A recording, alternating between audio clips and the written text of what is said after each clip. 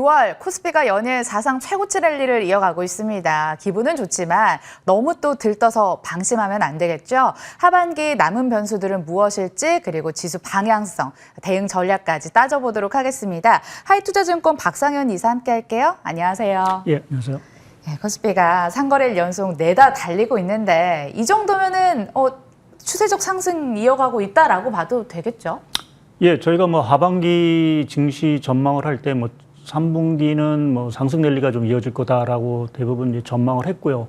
특히 이제 그러한 것들이 이제 경기의 회복 추세 뭐 이러한 것들 자체가 뭐 3분기에는 좀 상당히 좀 강할 거로 좀 예상을 좀 하고 있는 부분들이기 때문에 그렇게 보면 좀 지금의 흐름은 좀 추세적인 상승 흐름에서 좀 보는 게 맞을 거로 좀 생각을 하고 있습니다. 아, 그렇다면 올해 최고 몇 포인트까지 도달할 수 있을까요? 예, 뭐 증권사마다 전망치가 좀 다르긴 하지만 저희는 한 상단 자체를 한 3,450포인트 정도로 좀 생각을 좀 하고 있습니다. 3,450선 예. 그리고 하방은 하방은 예, 3,000이 뭐 일반인데 뭐 테이퍼링이라든지 뭐 이러한 이슈가 사실 좀 있어서 뭐 크게 봐도 3,000. 근데 뭐 그보다는 사실 좀 적게 빠지지 않을까라는 쪽에 좀 생각은 하고 있습니다. 네, 코스피 밴드 한번 예상치 전망을 해봤고 아무래도 이 최대 변수는 외국인의 매수가 계속 유입될 수 있을지 여부일 것 같습니다. 오늘 보면은 외국인이 전기전자 업종으로 강한 매수를 하면서 지수를 올려줬는데 과연 본격적인 매수 국면으로 판단해봐도 괜찮을까요? 사실 제일 답변이 어려운 게 사실은 외국인 맞습니다. 매수세인 것 같습니다. 항상 저희가 뭐 이제 거의 끝났다, 뭐 돌아갈 것 같다라는 얘기를 항상 했지만 항상 그것이 좀 틀려왔고요. 특히 이제 5월달 같은 경우는 외국인 순매도세가 상당 부분 이제 좀 컸다라는 측면에서 보게 되면 지금 6월에 매수세 자체를 뭐 추세적으로 볼 수 있느냐라는 좀 우려가 있는 부분들은 있습니다. 그렇지만 저희가 하나 이제 과거의 패턴을 보게 되면 우리나라 수출 경기 자체가 좋을 때 항상 외국인 자금이 사실 국내로 유입이 됐고요. 또 최근에 이제 그 외국인 순 매수 흐름에 좀 좌지우지 됐던 것들 자체가 아무래도 미연준의 어떤 정책 불확실성 부분들인데 오늘 뭐 FOMC 결과가 어떻게 나올지 모르긴 하겠지만 최근 분위기로 봐서는 뭐 테이퍼링의 조기 시그널 가능성은 상당히 좀 낮게 보고 있는 부분들이기 때문에 그렇게 보면 좀 글로벌 자금의 위험자산 선호 현상들이 상당 부분 좀 지속이 되지 않을까. 또 최근에 보게 되면 우리나라와 좀 비슷한 흐름을 보고 있는 대만이라든지 이러한 증시도 사실은 좀 반등하고 있다라는 부분에서 뭐 오늘도 사실 말씀하신 대로 이제 반도체 뭐 전기전자 중심으로 외국인 매수세가 좀 유입이 되고 있는데 그동안 좀 쉬었다라는 측면에서도 보면 좀 외국인 매수세 자체가 조금 유입될 여지들은 좀 있다라고 좀 봐야 될 것 같습니다. 네, 계속 그러면은 우상향 기조 이어갈 수 있을 것으로 판단을 하셨는데 이제 원바이 원으로 증시 상승에 어떤 변수들이 걸림돌이 될 수 있는지 따져보도록 하겠습니다. 먼저 코로나19로 여전히 각국 정부가 재정 정책을 펼치곤 있는데 이게 과열 국면이라는 분석도 있어서요. 그냥 당연한 그 경기 확장 국면일까요? 아니면 과열로 봐야 될까요?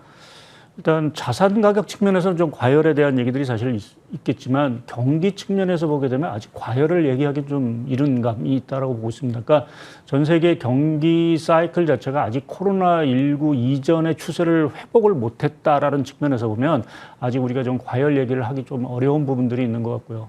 특히 이제 미국 경기에 대해서 상당히 이제 좀 뭐 좋다, 과열이라는 얘기를 이제 할 수 있는 부분들이지만 미국 자체도 사실은 지금 일상으로의 복귀 자체가 상당히 예상보다 더딘 상황들입니다. 뭐 대표적으로 지금 미국 주요 대도시 사무실의 근로자의 복귀 비율 자체가 한 30%밖에 안 된다고 합니다. 네. 그러니까 그러한 얘기 자체는 여전히 경기 자체가 아직 정상화됐다라고 얘기하기가 좀 어려운 부분들이 있는 부분들이고요. 또 특히 이제 뭐 유럽은 최근에 이제 경기 자체가 이제 반등을 하고 있지만 여전히 뭐 정상화까지는 갈 길이 먼 상황들이고 더구나 이머징 같은 경우는 코로나19 때문에 여전히 좀 고통을 좀 받고 있는 상황들입니다. 그래서 이러한 뭐 미국을 제외한 나머지 국가의 어떤 경기 정상화 이러한 것들을 감안한다라고 보면 지금의 경기 국면 자체가 사실은 과열로 얘기하기는 좀 어려운 부분들인 것 같고요. 오히려 지금은 뭐 이번 G7 정상회담에서 얘기를 했듯이 각국 그 선진국들 자체가 지난번하고 달리 가능한 오랫동안 경기 부양을 하겠다라고 이제 천명을 했습니다. 그 얘기 자체는 역으로 지금의 어떤 경기 상황 자체가 여전히 불확실성이 크다. 아직 과열로 얘기하기는 상당히 좀 어려운 국면이다라고 좀 저희가 평가를 내릴 수 있을 것 같습니다. 그러니까 내년은 가야 글로벌 경기가 완전히 정상화되는 그런 국면으로 얘기를 해주신 것 같고요. 자, 또 하나씩 따져보고 있는데 국내 시장과 반대로 이 FOMC 회의를 경계감을 엄청 두고 있는 국가들이 많습니다. 유럽 증시도 그다음에 뉴욕 증시도 관망세를 보면서 경계감을 잔뜩 드러냈는데 자, 이번 6월 FOMC 회의에서 시장이 그토록 두려워하는 테이퍼링에 대한 어떤 단서나 뭐 빌미나 그런 얘기들이 좀 오갈까요? 예, 뭐 결론적으로 말씀드리면 제 생각으로는 뭐 특별한 어떤 테이퍼링에 대한 강력한 신호는 사실은 좀 주지는 않을 거로 좀 보고 있고요. 뭐 그 얘기는 뭐 많이들 얘기하시는 것처럼 뭐 물가와 관련된 부분에 있어서는 여전히 좀 지켜봐야 되는 그게 진짜 일시적인지 아니면 추세적인지 부분을 6, 7월 지표를 조금 더 확인해야 될 부분들이 있는 것 같고요. 또 연준이 중요시에 지금 보고 있는 고용시장 같은 경우는 사실은 지금 회복세가 예상보다는 상당히 더딘 상황들입니다. 거기에 지금 미국의 백신 접종 추이를 보게 되면 최근에 현저하게 지금 백신 접종 속도가 떨어졌습니다.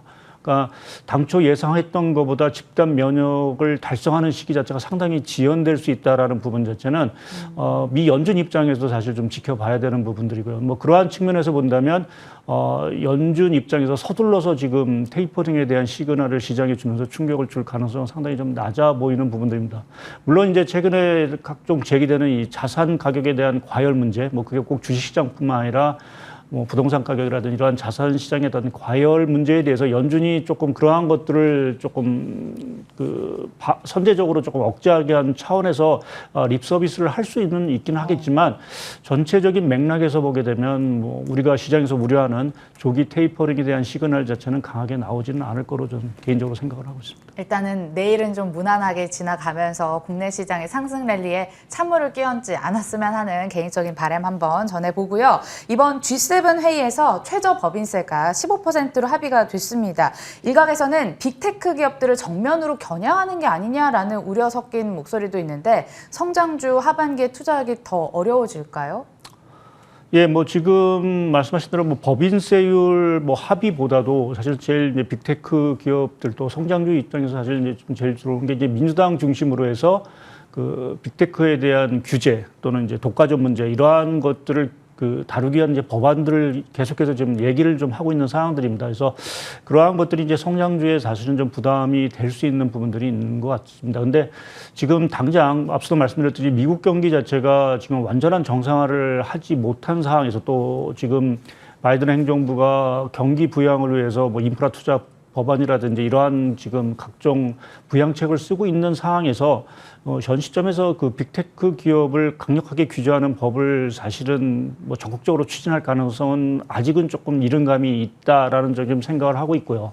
특히 최근에 이제 우려가 됐던 금리 부분, 그러니까 미국의 10년물 국채 금리라든지 이러한 것들이 최근 좀 하향 안정화되고 있는 부분들이고 또 어떻게 보면 6개월 동안 성장주라는 부분 자체가 상당히 이제 쉬었다라는 측면, 그것은 이제 결국 이제 밸류에이션에 대한 어떤 부담 자체를 상당히 낮추어졌다라는 측면에서 보면 오히려 좀 하반기로 갈수록 또 글로벌 경기 자체가 정상화된다라는 측면 또 중장기적으로 봤을 때 지금 각국 정부가 이제 뭐 디지털 경제라든지 기술 혁신에 대한 부분을 계속 좀 강조하고 있다라는 측면에서 보면 오히려 성장주 자체의 상당 부분 조금 기회들이 좀 올 수 있는 것들이 아닌가. 최근 우리나라 증시를 보더라도 최근에 그 카카오나 이제 네이버 이러한 것들이 시총 상위 순위 경쟁을 사실 좀 하고 있습니다. 이제 이러한 것들 자체가 여전히 성장주에 대한 기대감 자체가 식지 않았다라는 부분을 좀 단적으로 좀 보여주는 부분으로 저는 좀 생각을 하고 있습니다. 그러니까 단계는 부담스러울지 모르겠지만 중장기 관점으로라면 성장주 계속 추세적인 상승 그리고 고성장 가능할 것으로 판단을 내비쳐 주셨습니다. 달러 이야기도 좀 해보도록 할게요. 그러니까 원달러가 연초 저점대에서 근접하는 수준까지 하락한 다음에 바닥을 다지고 재상승하고 있는데 이 이후의 방향성에 대해서는 위로 생각하세요? 아래로 생각하세요? 저는 3분기까지는 조금 원달러 추가적인 하락을 좀 생각을 하고 있고요. 하단은 한 1,070원 정도로 좀 보고 있습니다. 뭐 그 얘기는 달러에 대해서 조금은 약세 흐름, 그러니까 지금 말씀드린 대로 테이퍼링 우려 자체가 좀 완화가 좀 되고 있는 분위기고, 또 미국과 비미국 간의 경기 차별화 현상 자체도 상당히 좀 해소가 되고 있는 상황들입니다. 거기에 최근에 조금 뭐 중국이 속도 조절에 나서긴 했지만 중국 정부가 위안화 자체를 상당 부분 절상을 좀 시키는 이러한 기조가 3분기에도 좀 이어질 가능성이 있고요. 또 뭐 저희가 앞서 전망대로 외국인 자금이 진짜 들어온다라고 하면 수급적인 측면에서도 사실은 좀 원화의 어떤 강세 기조를 좀 이끌 수 있는 부분들이 있는 것 같습니다. 그래서 3분기에는 달러 약세, 원화 강세 기조 자체가 조금 이어지는 그러한 분기가 아닐까라는 쪽에 좀 생각을 하고 있습니다. 네, 달러 약세, 원화 강세. 그러니까 달러 자체는 아래쪽으로 전망을 하고 계시는 거 확인을 해봤고요. 국제유가도 전망 듣고 싶은데 일단 72달러에 어제 마무리를 지었고 2년 8개월 만에 놀라운 수치까지 올라온 상황입니다. 일각에서는 내년 100달러 도달 전망도 나오고 있는데 가능하다고 보세요? 일단 100달러는 좀 어렵지 않을까라는 쪽에 좀 생각을 하고 있거든요. 가장 이제 유가가 이제 100달러 정도 가면 시장에 상당히 좀 충격을 줄 수 있는, 특히 이제 우리가 인플레 얘기를 많이 하는데 유가가 100달러 갔을 때는 인플레 자체가에 대한 어떤 압력 자체가 상당히 커질 수 있는 부분들이 있고요. 또 이제 소비 부분에도 상당히 좀 위축 요인이 좀 있는 것 같습니다. 그러니까 최근에 지금 유가가 올라가는 요인은 아무래도 경기가 좋으니까 수요가 늘어나는 이 부분 자체가 상당히 좀 큰 것 같고요. 거기에 이제 미국은 이제 드라이빙 시즌이라고 해서 이제 휴가 시즌이 돌아오면서 또 거기에 맞물려서 이제 이동성 자체가 이제 확대가 된 부분 자체가 유가를 좀 상승시키는 부분으로 좀 작용하고 있는 것 같고요.